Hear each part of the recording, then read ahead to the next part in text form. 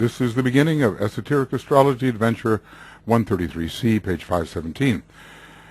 We've been talking about a number of correlations having to do with the ajna center. Every center is like a world. It has all the different rays involved in it and probably can be influenced by all the different planets, but there's a prioritization. So whereas we saw that on page 151 of Esoteric Healing, the throat center and two head centers were ruled by Uranus and Mercury, the ajna center, Saturn ruling the throat, and this is for discipleship. What type of disciple? The rulership changes after the third initiation or before the first, and yet we have this interesting situation here where we're given rulerships for disciples and initiates. And the head center is ruled by a lesser planet than Uranus. And so we wonder, since Uranus is a greater planet, in a way the greatest of the synthesizing planets, at least the one with the most first ray, we may wonder why the rulership of the head center by Uranus should not be a higher condition than rulership by Vulcan. Excuse me. For the moment, we can consider perhaps either one in the case of the disciple, and I tend to think that when electric fire becomes a real prominent aspect of the energies influencing the human being, that Uranus would be involved because it's the home of electric fire, and that happens after the third initiation. Uranus can be associated with Aries, third initiation, Leo, in a sense, third initiation. So we'll just have to leave that be. I mentioned that there may come a time when the three synthesizing planets rule the centers we're talking about. The head, the ajna, and the throat, or the head, the ajna, and the alta major center, respectively Uranus, Neptune, and Saturn. So again, I say it's risky to simply assign one planet or one ray to one chakra. There is a fluid and mutable situation here, and yet logical. It's not chaotic. The throat center is ruled by the third ray in the disciple. It says and or initiate. But the seventh ray comes in at the time of initiation, and this is mediated by Uranus, I suppose. So we'll look here for any reference we have. Seventh ray, throat. And what do we have here? The throat center of the average integrated personality, telepathy and etheric vehicle, here, is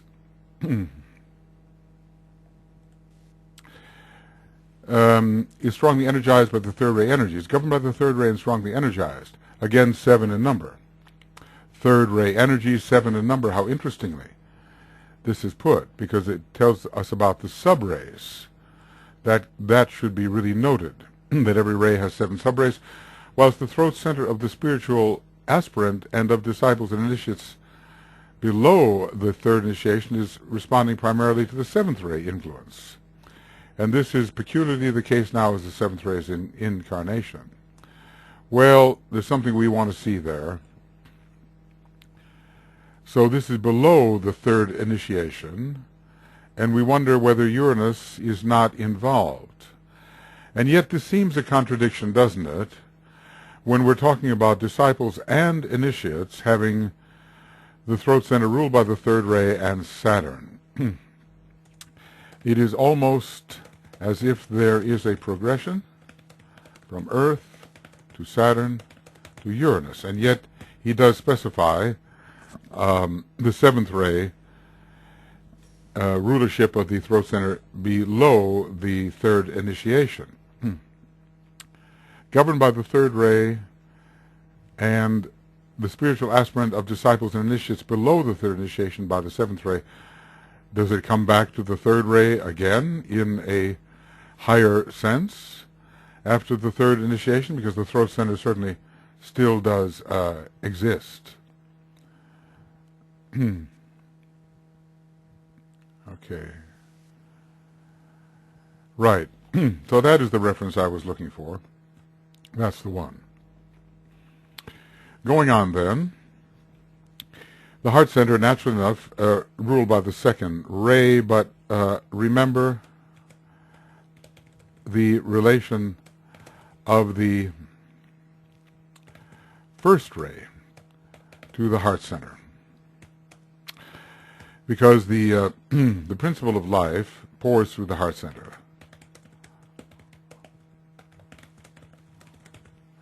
So that is closely connected with the second, with the first ray. Well, Jupiter must be a planet superior to the non-sacred planet which the sun veils, or for which it is substituted. It's certainly not superior to the sun, because the sun is a star, and the sun almost, Jupiter almost became a star, we are told, by its size. You wonder if in the next solar system it will be a star, or whether it will incarnate as a planet again. It seems to be the planet which, at least according to size, is closest to being a star. Some people refer to it as a failed star, but intimately connected with our sun and both with a powerful second ray soul. So of the planets in our solar system, it is probably Jupiter most related to our sun, and Venus most related to Sirius in our in the systems of our local cosmic logos. So as I say, there may be a progression here in terms of rulerships. The non-sacred planet veiled by the sun, then Jupiter, then the sun itself. Because rulership of the heart center by the sun is a different thing to rulership of the heart center by the planet, non-sacred planet, which is veiled by the sun. When we have here the solar plexus center, yes, the six-ray planet Neptune is here, and that is superior by far to Mars. Mars has probably a sixth-ray personality, and Neptune a sixth-ray soul. The monadic ray of Neptune is the second ray. He gives that to us right on 420 of Esoteric Psychology 1. And the monadic ray of Mars is probably not a soft line ray at all, probably some 5-1 combination of 5 going toward 1, or perhaps 5 going towards 3, but there's something about that school for destroyers on Mars which makes me think the first ray is very important ultimately in relation to the red-orange planet, both of those colors being related together to the first ray.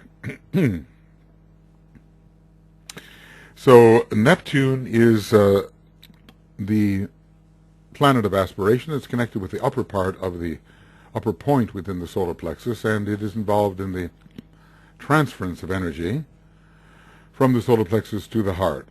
Sometimes I wonder here as well, excuse me, whether Neptune should not at some high point of evolution be associated with the heart center. Certainly there is that Pisces connection. Pisces transmits the second ray. It's the major decanate ruler of the 3 decanates which are found within our zodiac, and it's the it's Pisces that is that major constellational decanate ruler, so intimately associated with Neptune. So I think, when it comes to the heart of compassion, Neptune has a lot to do with the heart center.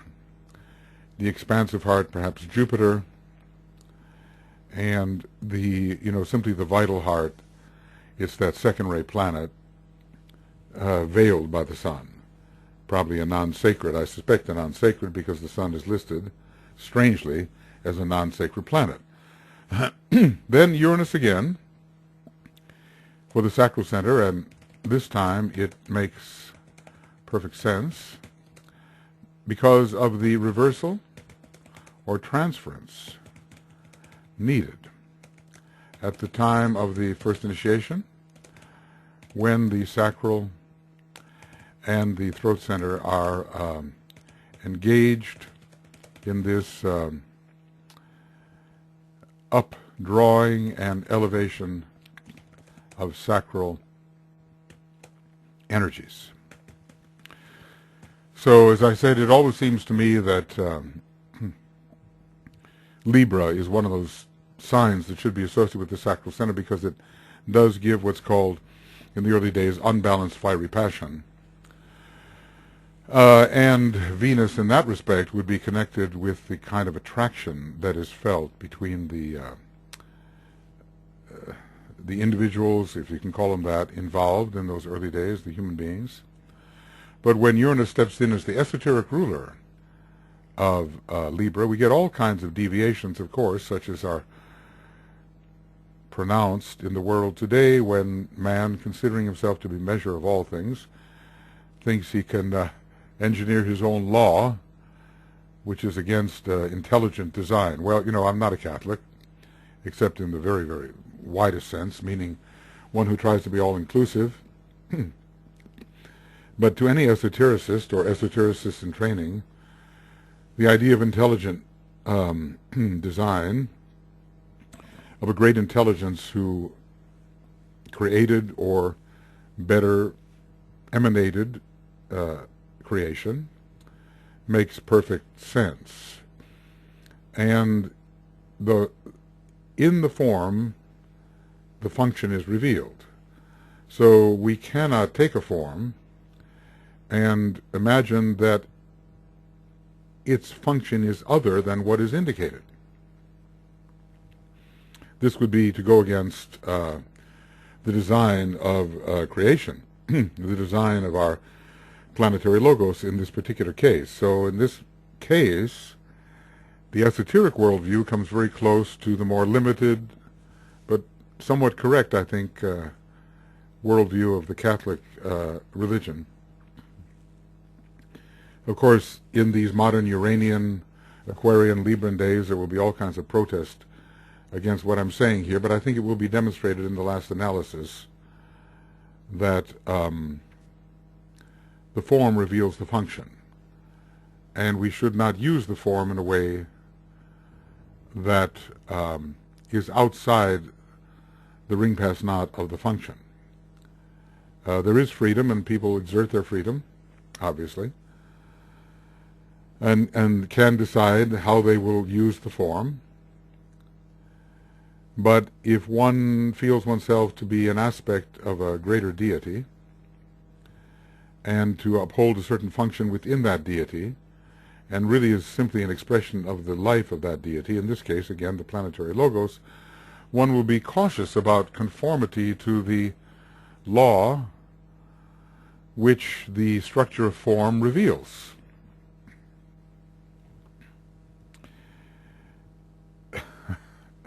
I'm always into trouble on this, with so-called more liberal young people, including my children, who think I'm just an old antique. But this is how I view it, and although we are living through a time that Uranus will bring all kinds of deviations in relation to the sacral center, perhaps the issue will be solved. And eventually a true hermaphroditism will be the lot of the human being, but not necessarily in the physical sense. because the separation of the sexes will, well, it will probably be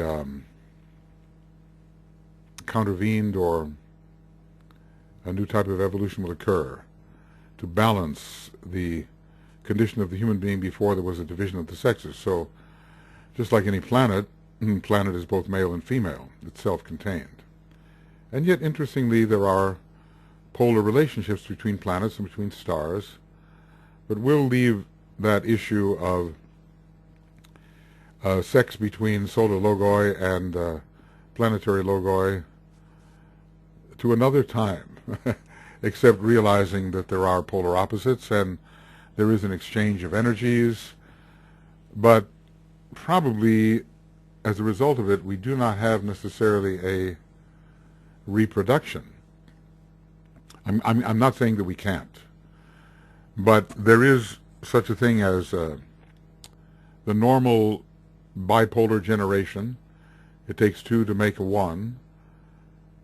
And there's also what we call self-generation or emanation, so that two great entities can somehow enhance each other. And maybe they can fuse as well. I can see that happening. But in terms of the generation of other solar logoi or other planetary logoi, I don't think it's accomplished in that manner, unless you take two entities which have become one and you call it something new.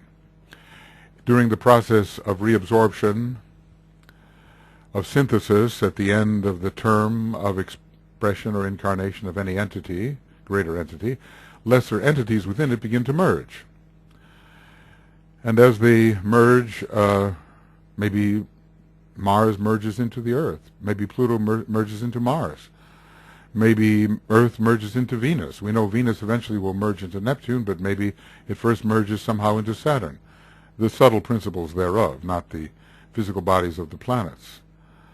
And subjectively, it may look like there's only one entity remaining where there were two. Well, is that reproduction or is that synthesis?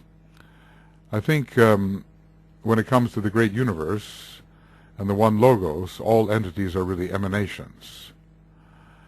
And even if it doesn't seem that they are emanations on the outer level, they are on the inner level emanations. Well, we come to the base of the spine center. There are three rulerships which are shared. or let's say three planetary rulerships which are shared. And that is Venus ajna, Uranus sacral, and Pluto base of spine center.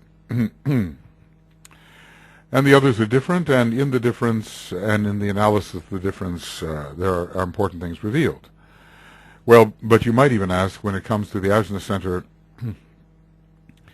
ruled by Venus or Mercury, what is the difference? And I will say this, that the ajna center ruled by Venus has a more direct connection with the higher mental plane and with the egoic lotus and the causal body. And the ajna center, to my way of thinking, at least ruled by a higher Mercury, has a greater connection with the spiritual triad and with the cosmic ethers. We still have to sort out that question about whether the Uranus-Mercury rulership of the head and the ajna pertain only to disciples below the third initiation, or whether somehow there is something going on beyond the third initiation for those. Mercury is a higher planet than Venus. It's older, it's more occult, it receives what's called 7 times the light which Earth receives, whereas Venus receives only 3 times the solar light. So it is an older and more occult planet, and definitely connected with the cosmic ethers. Mercury is always an etherically related planet, whether it's our systemic ethers in our etheric body or our higher principles and their vehicles, the cosmic ethers. And so is Uranus with Mercury, found there. So Venus generally not so much, although it does have its Buddhic qualities. So the function of what the ajna could, we're told at one point that the ajna connects with the spiritual triad. I believe we are told that. going on a little hunt here. I've got it all. Ajna, spiritual triad.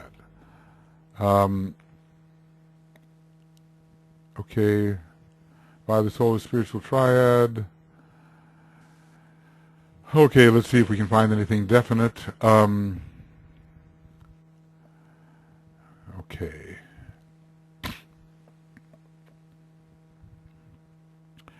I know this is here. I know this is here. The ajna, here we go. This is it.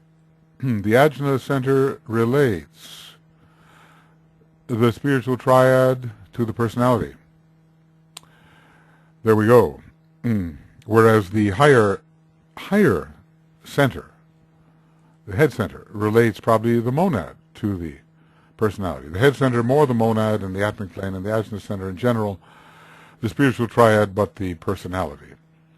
So the monad is higher than the personality. So it relates the expression of the monad in the formless worlds to the personality, whereas the head center may, in indirect manner, relate the monad to the personality. This is one I was looking for. So we ponder on this statement, and head center, Atma, right eye Buddhi, left eye active intelligence. All right. 148 of what book? I guess it's, should be, what should it be? Esoteric psychology something? Esoteric healing. All right. Good.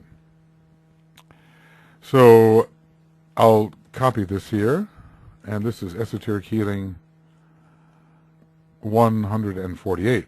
So, which would be a more likely ruler to you? Venus connecting the spiritual triad to the personality? I think Venus connects the soul to the personality.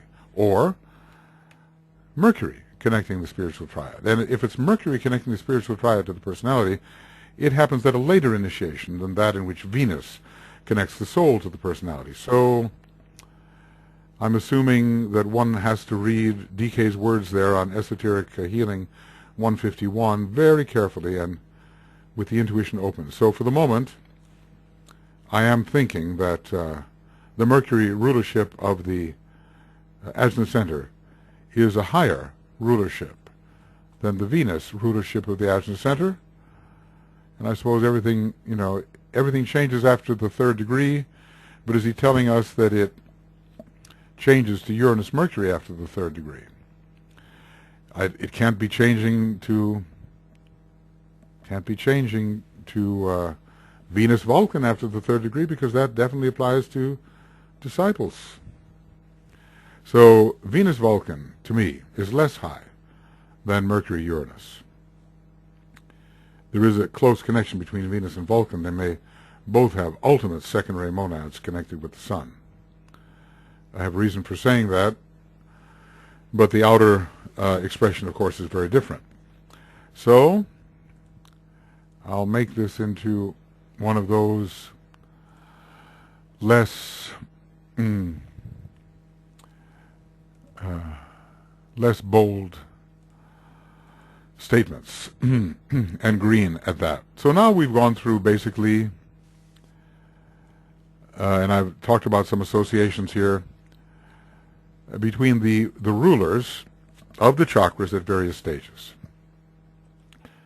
We could say, what are the stages given here or implied elsewhere in which the chakras have various planetary rulers? And we have, well, in terms of what he said, undeveloped man, where we have 5 non-sacred planets and 2 sacred planets ruling the head center and heart center and head center. Then we have average man, 5 non-sacred planets, non-sacred planets, and 2 sacred planets ruling the ajna center and the sacral center. Then we have the disciple / initiate with 7 sacred planets, 3 of which are the same as the let's see, how did that work? Yeah, well, it's these 3, not sacred, but because it's not 7 sacred planets, it's 6 sacred planets and Pluto.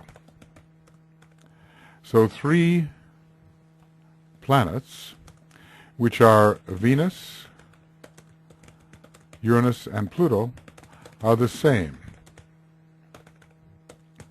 as in the case of the average man. Then, another set of rulers featuring Uranus, head center, and Mercury, ajna center. So the question is, so is this higher or lower than the preceding set of rulerships? And then one that I'm merely inferring, a set in which the 3 synthesizing planets rule the 3 major head centers. And those would be Uranus, Neptune, and Saturn, ruling the major head center, the ajna, and the alta major center. So those would be 3 sets. Now, we could even go higher and leave the alta major out of it altogether and wonder whether the head center, the 12-petaled lotus in the head, and the jewel might be ruled by 3 separate planets, with the head center, Uranus being the entire head center, Neptune being the 12-petaled lotus within the head, and Vulcan representing the jewel. We still have to have a place for Saturn, of course. And its connection with the alta major center makes a lot of sense. And you wonder about Jupiter, the planet of vision, at the ajna center, giving a broad, expansive vision. Anyway, the rays, or the emissions, the influences of these various planets can stimulate different centers in different ways. And the whole idea about the functional mutability, remember the possible functional mutability of the planets ruling the chakras within the solar logos and also within our own system. It's a complicated issue with everything shifting, changing according to law. And what we have to do is get that snapshot of what's happening in the life of the human being at any one moment. Where it came from, where it may go, these are interesting things, but what's happening right now, what's really happening over a period of years where there will be a need to assist the person in handling the various energies. Do you know, for instance, is your heart ruled by the sun or that non-sacred planet or Jupiter? How do you feel it? Is your ajna center ruled by Venus or perhaps by Mercury? How do you feel it? What about your head center in general? Do you find that it's Pluto? Do you find that it's Vulcan? Or do you find, in a sense, that Uranus rules the head center? And what about the sacral center? Is it Uranian really for you, or is it Martian in some way, or both? Or will even Earth play its role there? Sometimes when I see people who have maybe 20 children, I wonder if Earth is not playing its role in the sacral center. All of this is controlled by law, and the combinations of these energies are lawful and discernible to those who can discern. And we obviously want to number ourselves among such people through careful study and observation and intuitive realization. To these rays must be added, in both groups of human beings, the fourth ray, which governs humanity itself as the center, as a center in the body of the planetary logos. What center is that? Well, we've been told ajna center. That's one of the things we've been told, sometimes throat center, but humanity is the ajna center in the what says body or expression of the planetary logos, and thus relates the fourth ray and the fourth ray and Mercury to the ajna center. So Mercury does bring in primarily the fourth ray, and you know you have the two petals of the ajna center, and 96 and plus 2, maybe 98 petals altogether. So we have a mercurial situation where it could be this way, it could be that way, and we're attempting to decide. That's why Libra as a constellation has such a strong connection with the ajna center. As I say, probably, you know, the entire zodiac is contained in each center, in a way. But Libra, the sacral center, Libra, the ajna center, and can Libra in its second ray aspect be considered related to the heart center? The heart provides the balance, we've been told, in Agni Yoga. And the whole idea of right human relations is a very second ray Libra type of configuration and relates to the heart which recognizes everyone else as the soul. So to these rays must be added the fourth. And the fourth is not listed, but sometimes the fourth is related to the base of spine in some of the tabulations. Well, Mercury is found there because it rules Kundalini active, whereas Mars rules Kundalini latent. So the complexity of the assignments of rays and planets in a state of rational mutability is maybe more than most of us want to reckon with. So this thus bringing all the ray influences into a sevenfold stream of energy, playing upon the lower self in the three worlds, or upon those who are entering or into or a part of the fifth kingdom in nature, and that would be tabulation number 2, in which more sacred planets are found. Jupiter for the heart, and Vulcan for the head, and Saturn for the throat, and Neptune for the solar plexus. Intensifying the problem for humanity as a whole is the problem of the individual within that whole. To the influences to which he is subjected as an individual through his past and his own peculiar horoscope. So this is the, the karmic carryover, and his own peculiar horoscope, and to those in which he shares as a part of the fourth kingdom in nature. Let me read that again. To the influences to which he is subjected as an individual through his past and his own peculiar horoscope, and to those in which he shares as a part of the fourth kingdom in nature, must be added the effect of his two major rays, personal and egoic. Apparently, these will affect the chakras. Earlier, we were told that two sacred planets rule the undeveloped man, or rather, rule two chakras in the undeveloped man. And I suppose, according to soul and personality ray. So these indicate his type of mechanism and his soul quality. The type of mechanism here is obviously the personality ray, and his soul quality ruled by, of course, soul ray.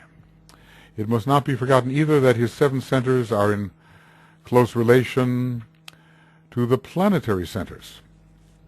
Well, we've talked about those to a degree. We've talked about 5 present inlets of planetary force and their various rays. And we've talked about, the human kingdom, animal kingdom, vegetable kingdom, mineral kingdom, and so forth. Kingdom of souls, kingdom of planetary lives. Those are planetary centers too. There are different kinds of planetary centers, are there not? Even chain lords are planetary centers, and globe lords are more minute planetary centers. Different kinds of planetary centers. And that he is conditioned not only by the centers in his own nature and their rays, but also by the centers found within the human kingdom, which consist of different types of human beings, whether the mass, the intelligentsia, the spiritually inclined. Those are all different kinds of centers. The new group of world servers, and also by the planetary centers. So many different types of centers condition the individual human being.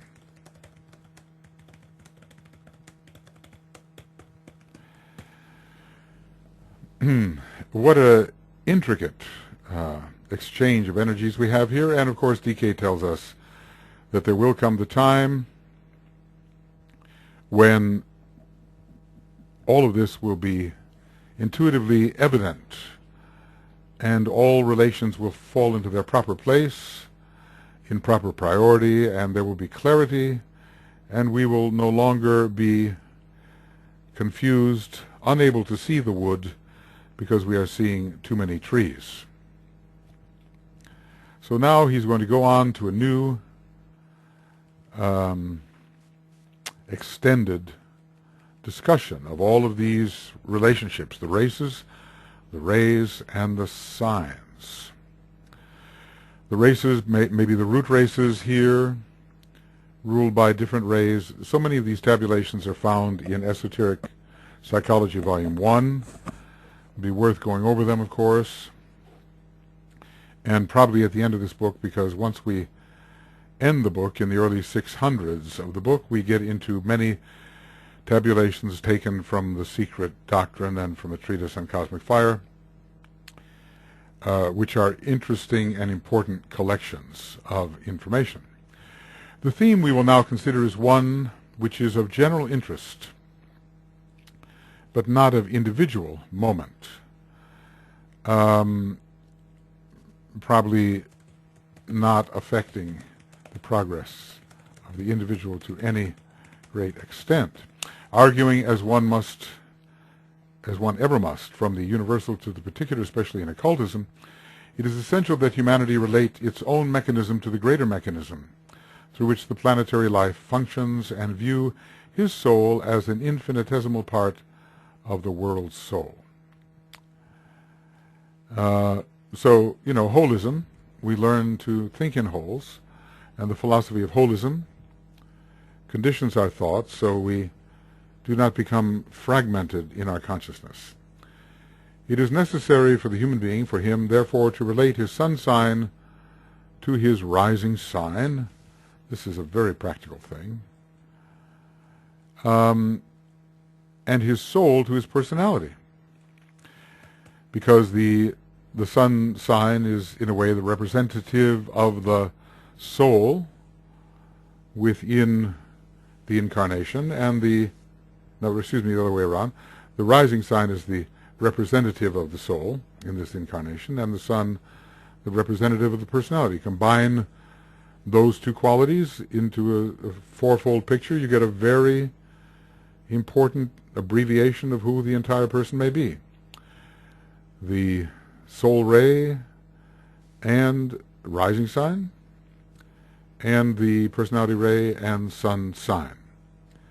So viewing both as aspects and integral parts of the human family. So it's not just the Leo part that we're interested in,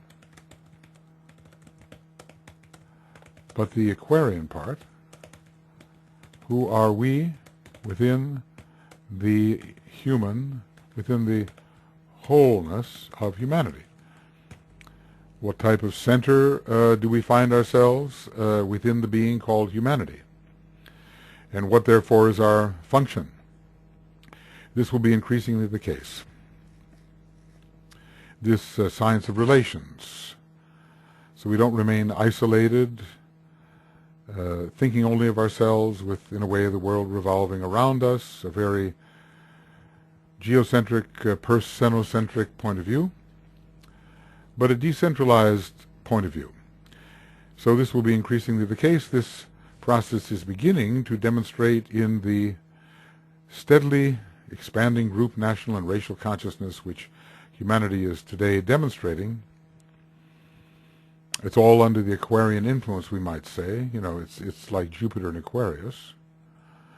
The esoteric ruler, giving a greater sense of the whole in which one participates. The group, national, and racial consciousness, which humanity is today demonstrating, a consciousness which shows a spiritual inclusiveness, or as an abnormal and wicked attempt from the standpoint of the soul to fuse and blend all nations into a world order based on material issues and dominated by a material vision. You know, like Aquarius does rule, or did rule, the Nazi Party. And they came into power in, I think it was January 30th of 1933. It was under Aquarius. And there is this standardization which they sought, with all individuals being non-entities and the state being everything, and all in a fascistic manner subservient to the state. So there could be a spiritual inclusiveness which allows for variety, or the abnormal wickedness induced by the Black Lodge, abnormal wicked attempt, and, you know, induced by the Black Lodge. There's the word lack in that word black. Something's missing. Brothers of unique blindness, we are told, who have journeyed far into the land of distances, we are told. So this Aquarian tendency towards fusion could be regimentation, and then the stifling of the individual aspect of the great will. So a fusion which becomes regimentation. Thinking about Aries here and the importance of the soul ray of Germany, ruled by Aries, and I'm thinking about Bismarck, who was an Aries and the sun sign, and he especially anchored materialism on our planet as kind of an avatar of the Black Lodge. At least that's the way the Tibetan sees it, though other people see him in a different way. Interesting, you know, such a negative view of Bismarck, and also not the most glowing view of Gandhi, seeing other factors that were involved in the non-violence or not taking sides in the Second World War. I had a friend from India who told me that the Nazis were making great headway in India, and there were many, many sympathizers there. Sure, because of the word Aryan. You know, India is in a way populated by the so-called Aryan race, the Aryan root race, or the first root race of the Aryan fifth race. And there's a connection there with the Germans, who were calling themselves Aryans, the 1-5 connection, the first and the fifth. There was nothing spiritual in the vision of the leaders of the powers which were called the Axis powers. Nothing spiritual. In fact, he's saying very material. So much was judged by the hereditary lines. The consciousness was not viewed. It's as if the consciousness of the despised races emanated from their distinctive physical forms, which of course is putting everything upside down and backwards. But the spiritual intent of mankind is slowly growing, and the great law of contrasts will eventually bring illumination. A great law of contrast. There's so many laws about which we know really nothing. Could this be a Geminian or Mercurian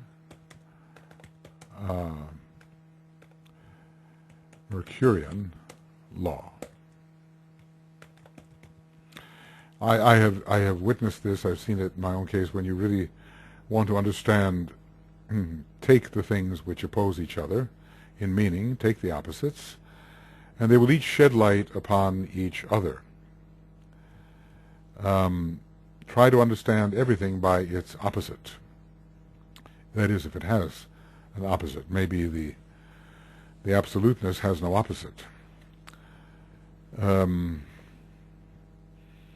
But in a way, the logos, well, anything whatsoever, any specifiable, I call it, any finiteness, any finite thing, is in a way the opposite of the absolute, though included entirely within the absolute and can be none other than the absolute itself. But these are things way beyond our human mind, and it's difficult to try to base a life philosophy upon things which we cannot entirely fathom. But sometimes better than basing a life philosophy on things which we can all too well fathom and which are very limited. So there is such a thing as the law of contrasts. And DK is telling us that what goes on in the world today, the dividing line between good and evil is much more noticeable than ever before. And so these contrasting states, see, the further apart you take things, the more they can be defined in relation to their opposition to each other. So when things are very close, how do you tell apart? But the further you move, the more distinct the two appear from each other, and the light which reveals distinction and difference flashes forth. And sometimes when things are too close, no light flashes forth at all because you just cannot really discriminate them. So polarization brings illumination. That's what he's basically saying, and he said that earlier too in a different way. Polarization, let's put it like this, has the potential to bring illumination. When he was talking about the Geminian type of mind, then he was talking about how the interplay of the pairs of opposites develops the mind. So it's an exercise, you know, whatever you see, whatever state you can imagine, see if you can find its polar opposite. And in the search for the polar opposite, light may break forth. We're on page 519. I make these references to the present world situation. See, when was this? This book was probably written over time, I suspect. Some of it, I think, written before the war began, and some of it afterwards. I make these references to the present world situation because unless what I have to say is practical in value during this century of destiny, I might as well work at other modes and methods of raising human consciousness. Well, a moment of reflection there from Master DK. Does this book really help? And I suppose so much has to do with what we do with it and how we help people understand their place in the whole of things. It is a great privilege to know one's place, one's role. And a condition of blindness usually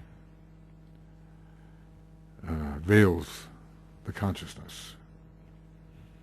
And people, they may know who they are in a family, or in a small group, or in their church, or in some other aggregation, but who are they in the larger scheme of things? Where do they really fit? What are they doing in terms of the movement of the whole? This is a privilege, eventually, to realize what these things are. But there are those who see the issues clearly and will make due application of the imparted truths, and for them I write. Now, and let's make sure, oops, that's no good. Let's just say, can we assimilate as much as possible before the year 2025? Can we do that? Because in that year, or closely following that year, will come the new and true and third installment of the teaching, which only the Master can write, and no students, no matter how proficient in astrology or resourceful, can really write. We can put together what he has written. We can make it infer things which are not written. And we can maybe stimulate the intuition to reveal those things which are inferred, the truth of those things which are inferred. But in terms of the presentation of the Master,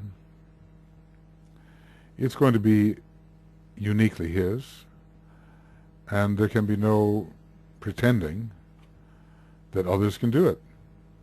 They just can't. So there are those sober moments when you realize what your limitations are, what you can do.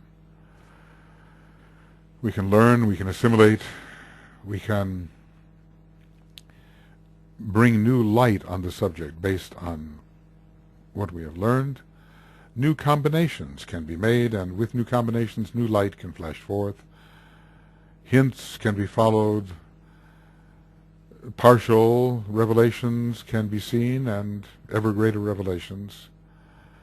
But the structure of the next presentation which he will give will be full of integrity and will be his own vision, not just a few of the hints which we have followed and perhaps can tell something about. It will have integrity, solidity, and a vastly greater horizon than we can arrive at this time. Still, we continue to assimilate and put things together in a new way so that new light may dawn. Our theme concerns the planetary centers, the rays, and the signs which govern and control them. There's so many varieties of planetary centers. Maybe the highest of all, the planetary chains are centers. Then the planetary globes within the chains are centers. Then upon each globe we have a further sevenfold division representing maybe the kingdoms, the solar systemic kingdoms as they manifest on any particular planetary globe. And then on these globes we have various inlets of force, such as the cities we were discussing, and the continents, which are like externalizations of planetary chakras. Many types of planetary centers, and it'd be well to prioritize them. A city as a planetary center is certainly not the same thing as a planetary chain, as a center within a planetary scheme. It's just out of proportion. So we'll deal with the planetary centers that we can actually deal with and leave the rest to speculation. Planetary centers, the rays and the signs which govern and control them. And of course the world situation has changed very much. There's the emergence of new nations and certain religions which represent centers of force of a certain kind within different planetary centers, within different nations and cities and so forth. So our Earth, being a non-sacred planet, at least for the moment, is in process of becoming a sacred planet. This means an interim of upheaval, chaos, and difficulty. And I pointed out, let's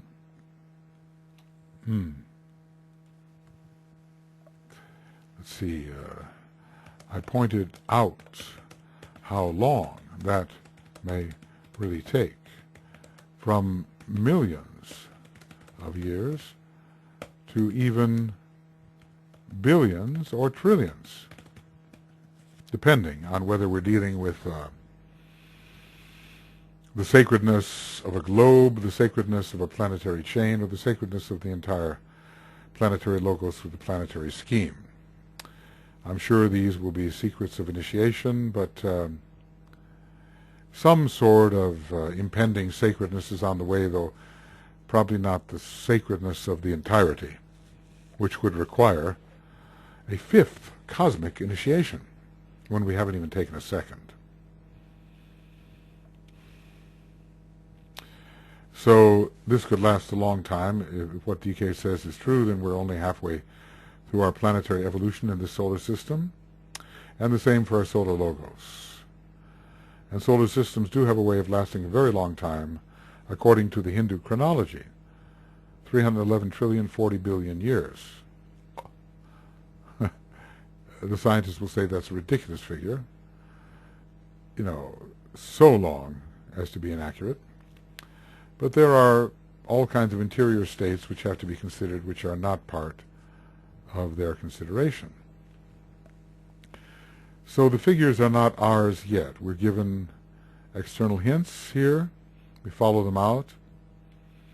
The estimations of Sri Yukteswar, Yogananda's teacher, for instance, deals with the yugas more in terms of the great Platonic years of 25,000 something years, much shorter period of time than the ancient Hindu chronology, which I think he says